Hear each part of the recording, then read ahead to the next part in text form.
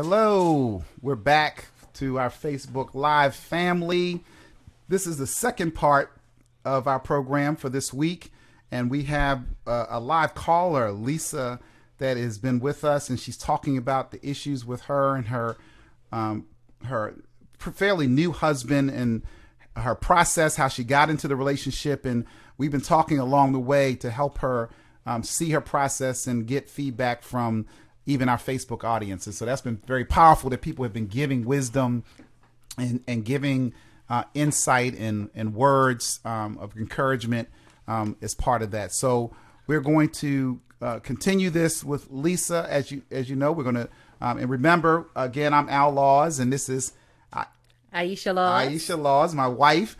We are, I have my wife here as part of our series, How Men and Women Should Show Up. But more importantly, we're dealing with this issue with Lisa, and it's going to be very deep. You're going to see it. A lot of my people are coming back. Greg, who do we have coming back on my Facebook Live family? We got Khadijah is back. Okay, can you hear? Can you guys give me some thumbs up or whatever if you can hear us really well? Can we make sure our sound is there? Good. People letting us know. Okay. I appreciate that.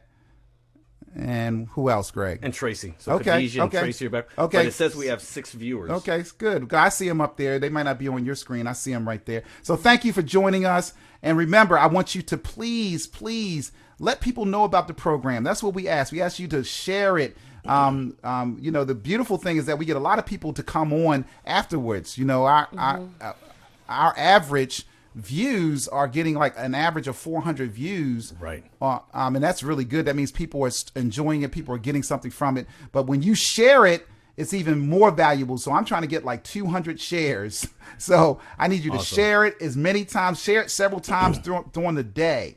That would be really helpful for us. If you want to spread the word and the blessing, I really appreciate that. Thank you for my faithful listeners who come on. We're going to go back and start the second part of our radio program. As some of you know, the first show, we did the first part of our radio program, and now we're going to be doing the second part of our radio program. And the way it works is that at the end, you want to stay tuned. You want to stay to the end because that's where all the real magic starts happening, because then we started mixing it up, taking questions from the audience, discussing and answering your questions at a whole nother level, and giving you those secrets for you to improve and become an expert in your relationship. So, and please forgive me, my family. I got a little cold, so Okay. I've been fighting this, but I just need to. that didn't sound very nice or lovely at all. So, Greg, I'm going to need you to load up. Load it. So we're going to start the second part of our program, and then we're going to get back to Lisa and her story. We're like so professional at this point. One day we're going to get it. Howard Stern, eat your heart out. No, just kidding. Okay. And we are back. And here we are. We are having an absolute fabulous time. Yes. Because not only are we recording for you all, we are engaging with our Facebook family, and it is absolutely wonderful. But first of all, we always want to invite our callers, our listeners, to call in and share with us your story or comment about the show. Call us at 410-578-8004. Leave your name and information, and we will get back to you. Also, check out our website at www.advice4life.us. Click on the podcast tab, and you have a library of shows to choose from here on Advice for Life. And drum roll, Facebook Live. We want you to join our community, join as we are sharing and engaging with the Facebook community and having an absolute blast. Every Tuesday night At 8:30. at 8:30. Yes. Yep, 8:30. So, Greg, we had a person give a comment from our Facebook family, Dorothy. I just want you to cue that up for me when you get a chance. But we've been dealing with Lisa, and Lisa has really kind of taken us through a journey, and I'm sure we'll have to do another program with her because she's trying to look at her own process of how she met the person that she eventually married. What were the signals that happened within her? What were the mentalities that she experienced while she was in that? And so we're going to both be looking at that and the lessons that she has learned in that. We're also going to be giving her advice about how she can connect that to the awareness wheel, how she can look at her intentions and what her intentions were, what her thoughts and his thoughts were, feelings, and then behaviors. So as I go through, Aisha, as we go through with Lisa, that's going to be our process to really help her see that. Of course. So, Greg, do you have the comment from Dorothy? Yes. And see, this is the dynamic about having that interaction, because our listeners have the opportunity to share and to share their wisdom. Al, as you said, someone said, because we are referring to women, because we are caring and nurturing, which is how God has made us, we give men more opportunities to love than men do. And then another comment someone shared said, we are trusting more so than they are impatient. We trust too easily, and we are vulnerable naturally. Okay. So, yes. So those are some of our comments from our Facebook Live family, and they're applicable to what we're talking about. Exactly. And so I want to get Lisa. Lisa, are you still there? Yes. Okay. All right. Hi, Lisa. Hi. So when we were leaving, you were starting to say some more about your situation. You were talking about how what you thought was happening and what messages were being given to you as you were entering into your marriage relationship. And I think you were talking about how he began to share some of his thoughts and his feelings, right? Right. And can you, I'm going to see, I see what was really powerful was that you were able to articulate it so well. So what do you think your husband's intentions were when he was trying to explain to you his experience? Well, I mean, he called it, trying something different, because he and I had both been married before, but he said initially God wasn't in the center of his life, wasn't the center of his marriage. And this time around, he noticed, I was a church-going woman. He expected that meekness, mildness, soft-tempered. He didn't expect too much opposition with me. And his issue, when he began to feel isolated and trapped, he called it abuse, like it was a form of abuse, and he just wanted to feel free. He wanted to basically not be married. I mean, he didn't say that. right. But so you got it, Lisa. Look, watch this. Watch what you just did. I want you to show you what you just did was very powerful. So I asked you what his intentions were, and you said that he basically wanted to find something different. You were saying that he wanted something new. He really wanted to have what he considered, what he thought, or his intention was that it would be a relationship centered in God. Right. And then you said his feelings, right? So that's very powerful, because most people won't go to feelings. And the way I always know that people are in touch and know how to get in touch with their feelings is that they say one word. And so you said that he felt trapped. What other words? He said like abuse. Isolated. Right. You said he felt abused. So abused, I'm telling you. Right. Now it doesn't mean, Lisa, that you abused him. It means that he felt abused. Right. And so there's a great distinction between what we feel and what might be the reality in the situation. Absolutely. I mean, we create imaginations when we don't get what we want. Right. I want to be married, so I want to set up home, but I want to be free at the same time.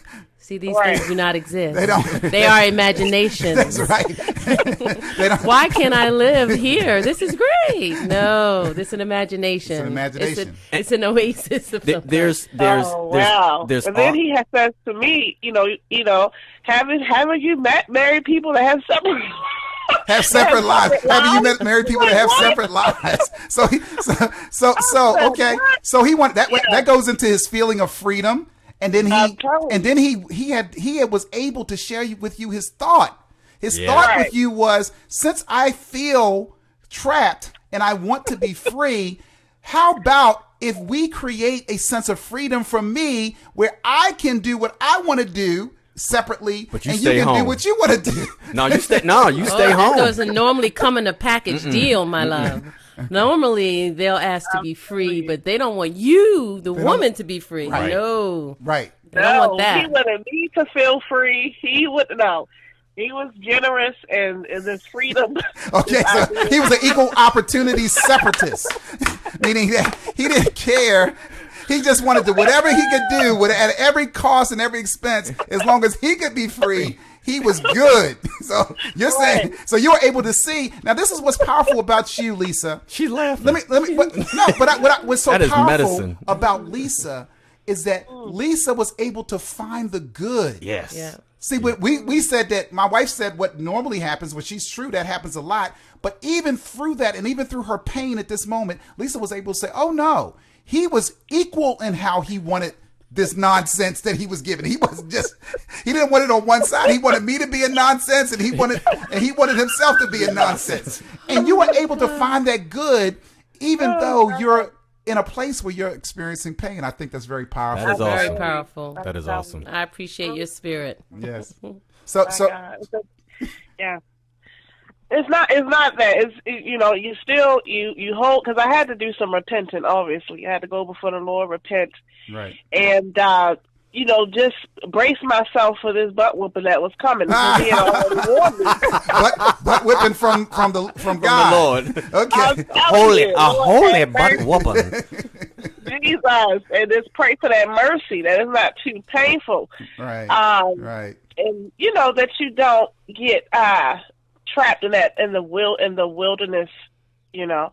So I thank God for just keeping me in that mind to continue to serve Him and praise Him, right, and love Him, and just having that repentant heart.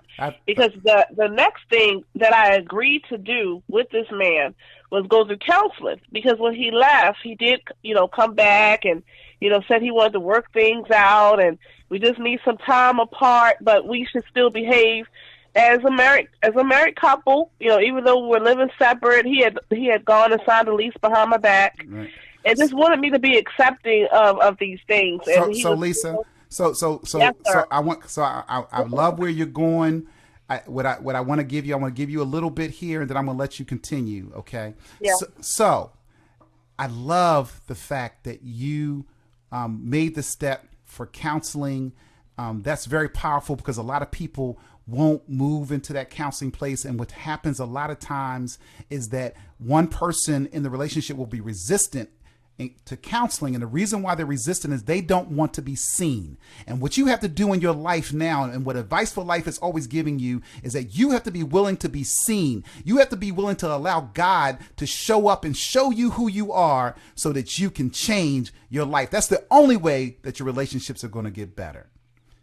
Mm-hmm.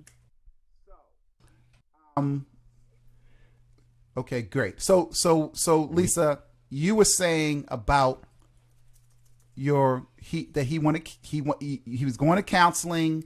You were suggesting, who came up with the suggestion for counseling? He actually came up with the suggestion, because when he left, I wanted him to stay gone. I didn't understand why he was coming back. I didn't understand any of the back and forth. I didn't like that. And so at the time, I didn't realize that, did you believe that his intention, did you believe that he had honest intentions to come back? I don't like being in a place of confusion. He was making me feel confused all the time. Right. But he was coming back, and I think you told me that that you were having a child together, right? Right, but I didn't realize I was pregnant at the time. So what happened was, when I agreed to see him, we had gone to Bible study that night, and I think that's what I was expressing to you. And I had an attitude with him. I'm like, okay, I'm going to try to see you. I'm really upset that you left me and signed a lease behind my back, but I want to try to see you and talk to you, continue to go to church, set up some time for counseling. Right. These are things I agreed to do. But we got into it after Bible study, because we were driving home, and he asked me, like, what is your problem? Like, why do you have such a bad attitude? Like, what do you think I'm doing in Baltimore? That's what his exact words was to me. And as soon as I said cheating, he punched me. As soon as I said cheating, I didn't get no other words out. This man punched me, kept on punching, snatched my hairpiece off, tossed it in the street, my phone in the street. He bit my hand, you know, because I was actually trying to dial out. And he went off berserk. And there were some things, some altercations prior to that, but not to that extent. Okay. Like, he initially, for the first time, he had tossed food at me. He had headbutted me one time. He had grabbed my throat and just like kind of shook me really quickly. Right. But this was like he just lost it. Right. So Lisa, that is very, very heart-wrenching what you're sharing. Right. Yeah. Because it's interesting that he communicated his feeling that he felt abuse, but you were really being abused. Right. Absolutely. In that. And what I always tell my listeners is that there's certain lines that you don't allow. Meaning that I don't counsel people who in domestic violence situation, meaning that somebody is actively, you know, hurting somebody. Like I say you separate at that point. You can talk in a safe environment there, but that's a line that doesn't get crossed. And I always say this to men and women: if you feel like that you're being abused, don't believe your imagination, as Aisha said earlier. Don't believe the imagination. It's an imagination. If somebody's willing to put their hands on you, to harm you in any physical way, and sometimes, and we'll talk about this in another program, there's certain levels of emotional and verbal abuse that can happen. And I'm going to do a whole program on emotional and verbal abuse, so stay tuned for that.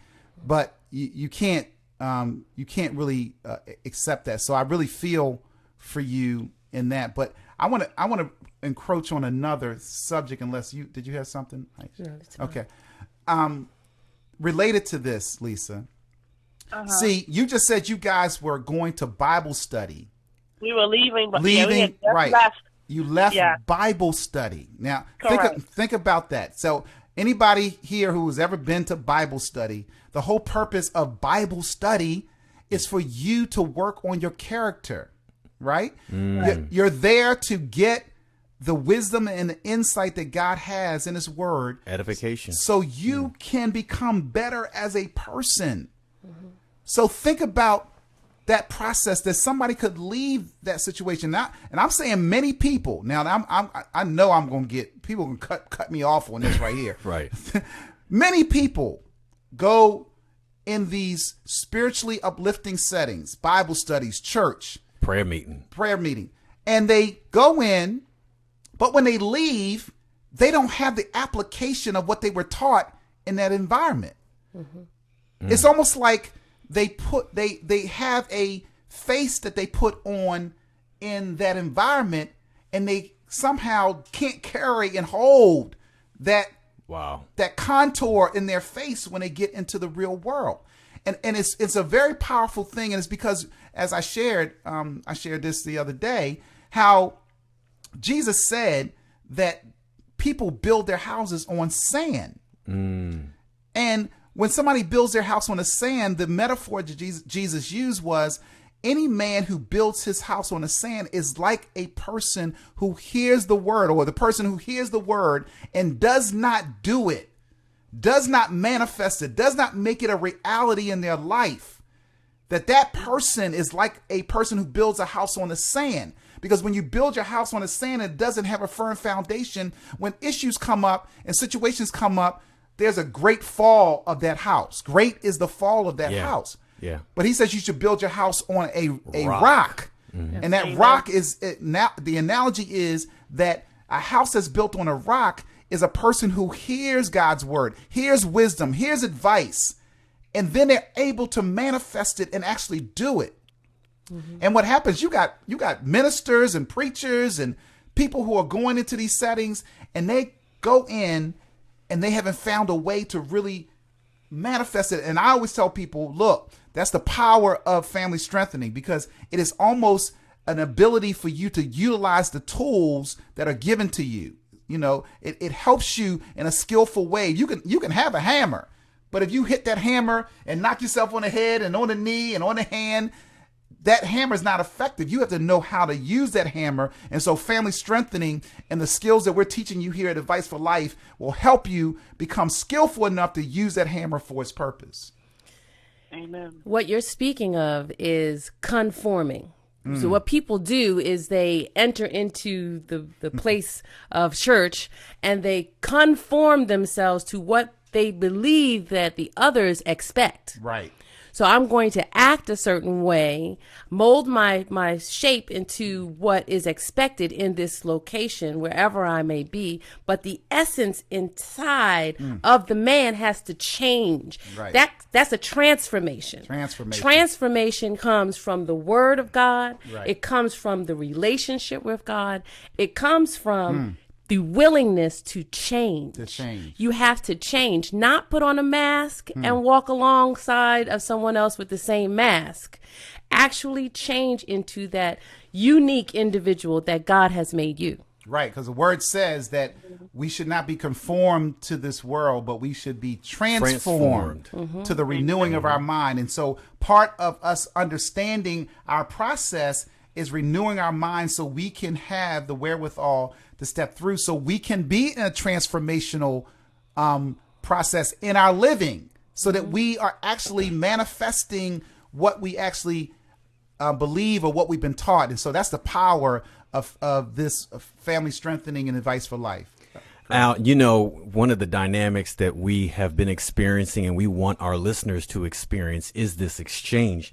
And so, Lisa, I want you to hear what people are saying, and how we have Tracy that says, I just want to hug you. We have Melisha that says she's praying for you and your family. Wow. We have Mary Ann Fallen from Mary Roanoke, Ann. Virginia, Sister. that is just saying, you know, greeting you. Yeah. And so you have a new family that you know, you just I'm feeling it in my spirit now, you know, that's just encouraging you in this walk and in this way. Right. Thank you, Lord. Right. Thank you, Lord. So what I'm saying is that, you know, I don't have your husband here, so I can't really speak directly to him, because I would step him through his process. But what I want you to deal in this moment, because I know you're telling me your story, and I'm probably going to have you back again to continue, because, you know, it's a lot that you're dealing with. Yes. But what I want you to examine right now is you have to look at what was the reason that you were able and allowed yourself to stay in a situation where somebody was physically abusing you.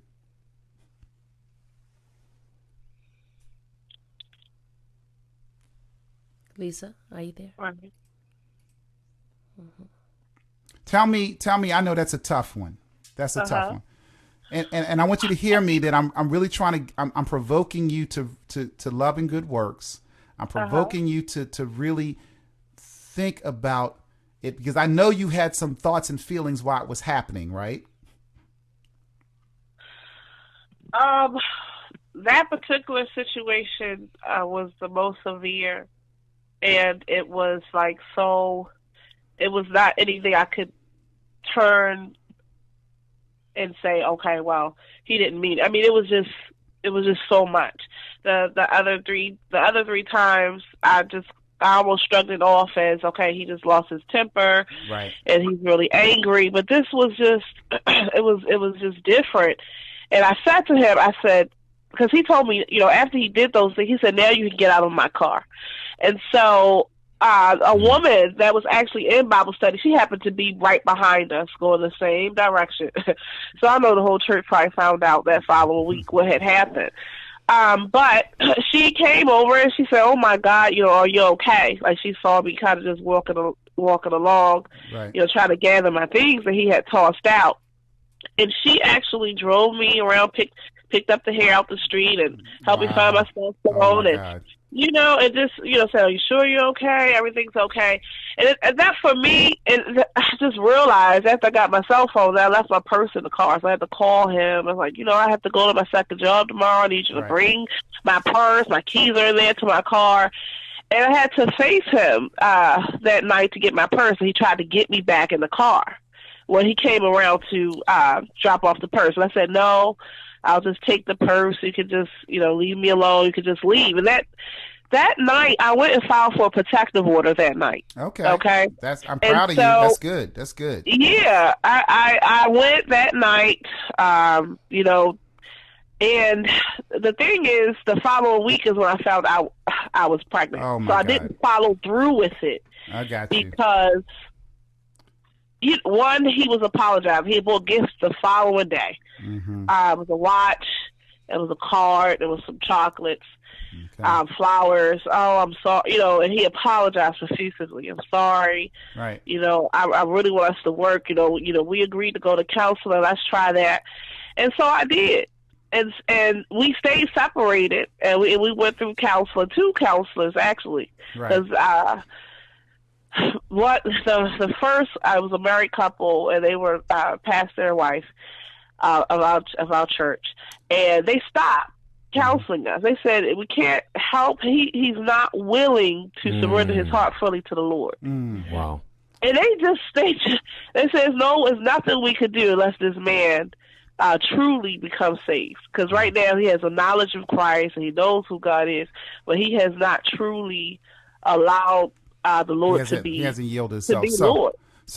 So it sounds like you when you found out you were pregnant, you had some thoughts about it. That's why you stopped.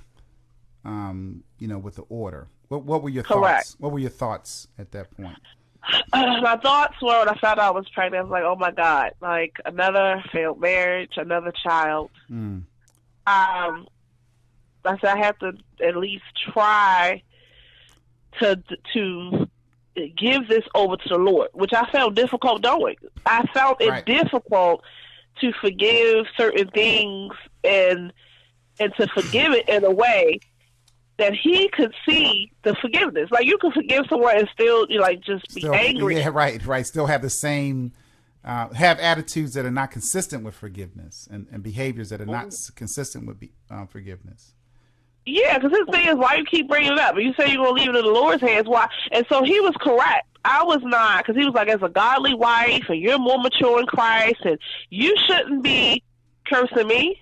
Right. Because I was sending him text messages when I would see certain things, or if he was hanging up on me, or I would really send some really nasty text messages. Right. So you're owning your process. You're owning that, it's natural, Lisa. I mean, it's a natural thing for you to have those thoughts going inside you, because, you've been abused, you've been violated, right?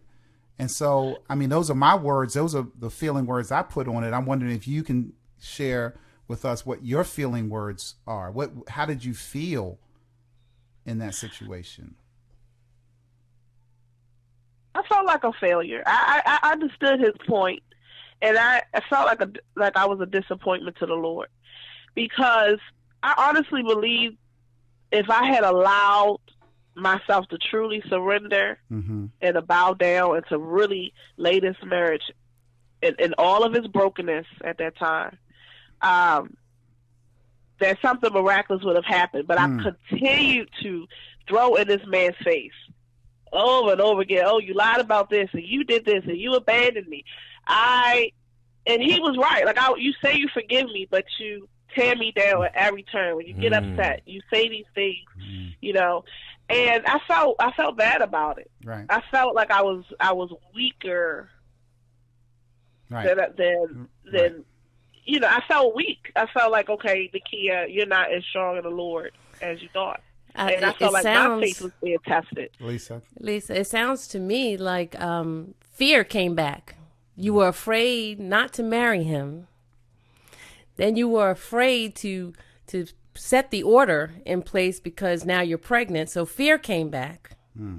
Then when he does something else in the marriage, fear comes again that he's not trustworthy. Can I trust him? So you bring these things back. So there's a constant sense of fear happening inside of you that you're working on. This is what you're working on. You're working on fear, not trusting God enough to walk away and wait, not trusting your husband's words enough when you said you would. So there's a fear in you. Right. And how do we work on that? So the love is the only thing that's going to cast out that fear. And that love has to be found in him. It has to be found in the Lord. That's the thing that's going to satisfy that. It's going to cast it out of you, because you will continue to walk in fear. If the marriage works, if it doesn't work, that's irrelevant. Fear will remain until you cast it out. Perfect love cast out fear. Cast out fear. Amen. So, Greg, I want you to check in with our Facebook Live family and check our time. I know we're coming down to. And the sentiments continue. We have Dee that says, Lisa, so sorry to hear what you're going through. Such a challenge, in your marriage. Fear, somebody says, fear is crippling and actually brings harm. Right, Absolutely. right. Then I have Kentel. Okay. Kentel says, this is where the real work starts. Right, right. Nice. With me. Yes. So the sentiments continue. Right. So, and Greg, while I'm talking to Lisa, can you check our time? Because I know we're coming down on our time. Yeah.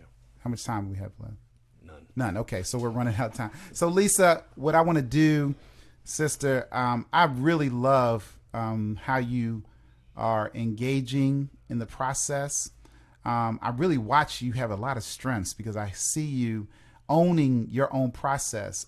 I just don't want you to translate you owning your process into guilt.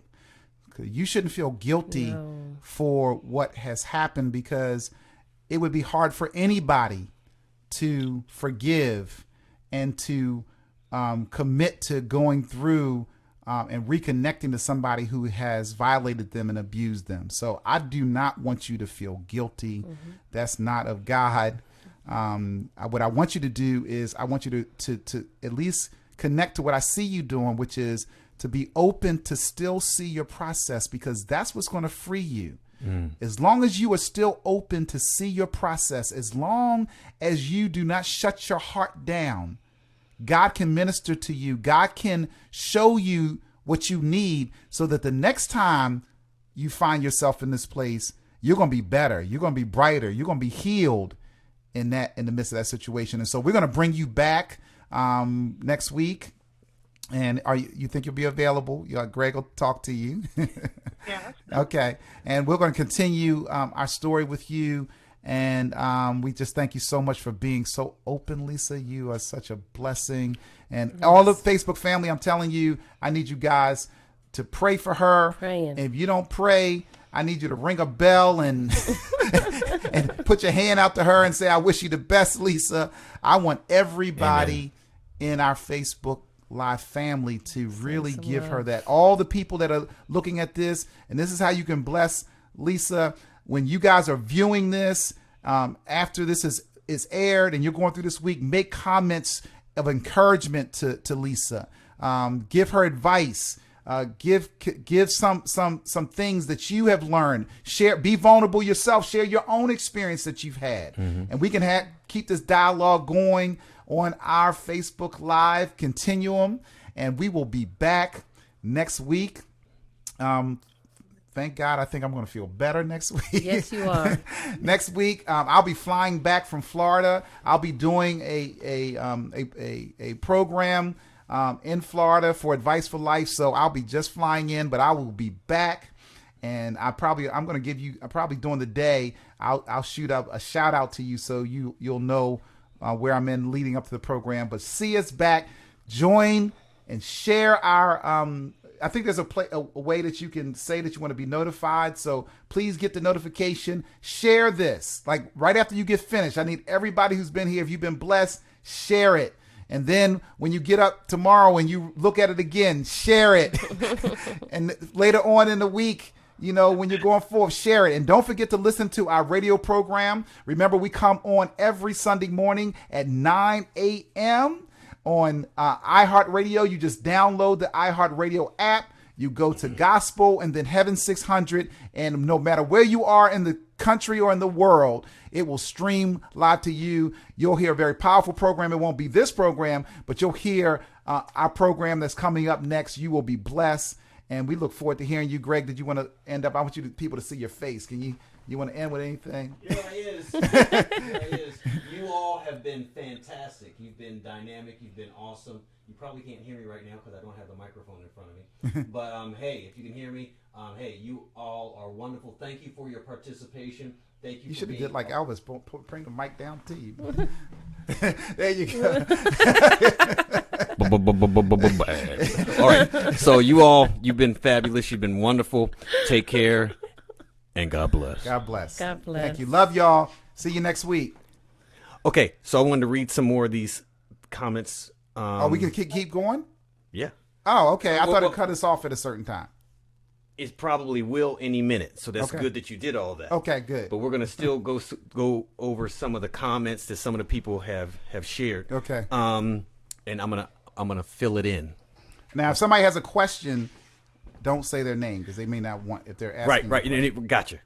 So somebody says, let's see. So Lisa, somebody says, praying for you, Lisa. God has a plan for you God has a plan. to bless you. That is what somebody had shared. What a blessing. They said, here's one.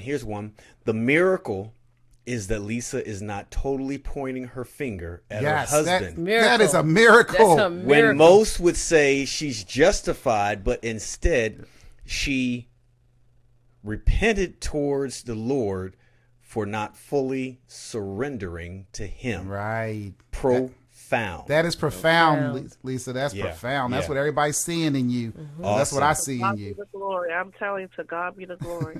Jesus. Someone says, Lisa, you are awesome, righteous woman of God. Nice. Oh, God. Nice. And it says, somebody says, I pray Lisa can forgive herself. Wow. So we're gonna start. So that's a magic moment there. Yes. I think that Absolutely. Lisa, we pray that you forgive yourself and that you continue to be open in your heart, and we will talk to you next week. God bless you guys. We'll see you next week. All right. All right. Have a good night, Lisa. All right, Good Lisa. night. Okay. Good night. Good night. I need you to hit that one. There. Thank you. Bye, guys.